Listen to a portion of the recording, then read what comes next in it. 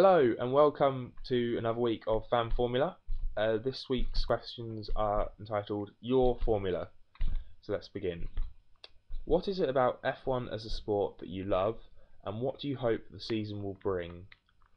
The thing I love about it most is how sort of unique and exclusive it is. We only get 60 days of on-track action a year, which isn't really that much when you consider that in cricket 60 days of action is probably what England alone do in a year. Football's 10 months a year. F1's this sort of exclusive sort of club, really. And the other thing is, it's not really that mainstream, which is quite nice.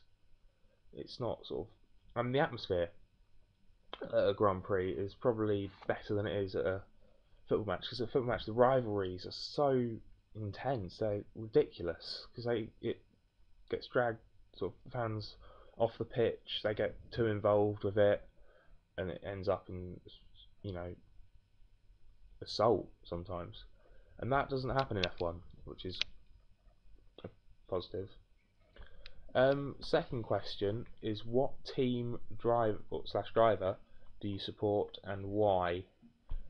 I wouldn't say I have a particular team. I have a sort of McLaren victory T-shirt from the other year. That was more because of the drivers they had at the time, rather than a particular like for the team. I think, well, Jenson Button is the driver that really got me into the sport in the first place. When he had his first podium in Malaysia '04, so I suppose by default it's kind of Button. The other one who I've supported since his career started is Rosberg. So his debut in Bahrain, he lost his front wing on the first lap, took the fastest lap and finished 7th in that Williams, which was pretty awful, to be honest. So that was quite an achievement, and that sort of caught my eye. So I've been a fan of him. I enjoy seeing him do well. And team-wise, there's one sort of team I have with quite a strong interaction, a lot of interaction with. I went to the home run in Milton Keynes. I met Vettel, so I'm quite a fan of him. I mean, I've always quite liked him, since he made his debut in US '07 for BMW, which some people may not know, that he didn't make his debut in a Red Bull. He became sort of the big star in the Red Bull, or the Toro Rosso, if you like. But BMW is where it really started for him.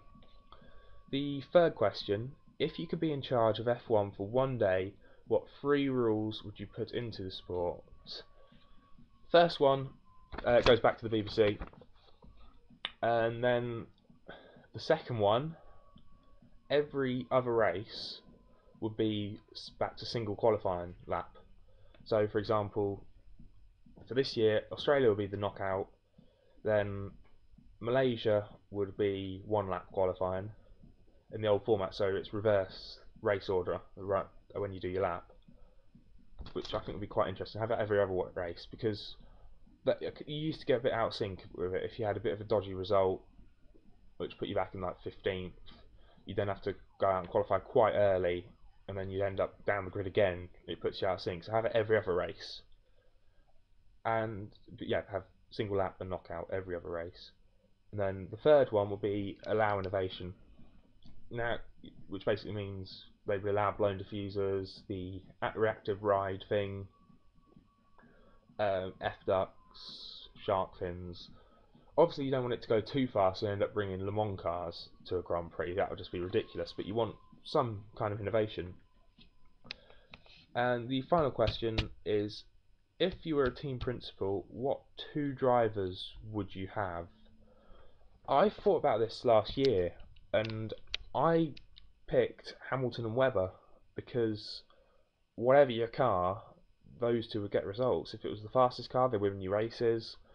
If it was a bit of a dog of a car, they'd do the best with it. They'd haul it into the points where it doesn't belong. Their history shows that. But out of the whole history of F1, if I could pick 2, they're both before my time, but it'll be Ayrton Senna and Gilles Villeneuve, and I'd probably put them in the '88 McLaren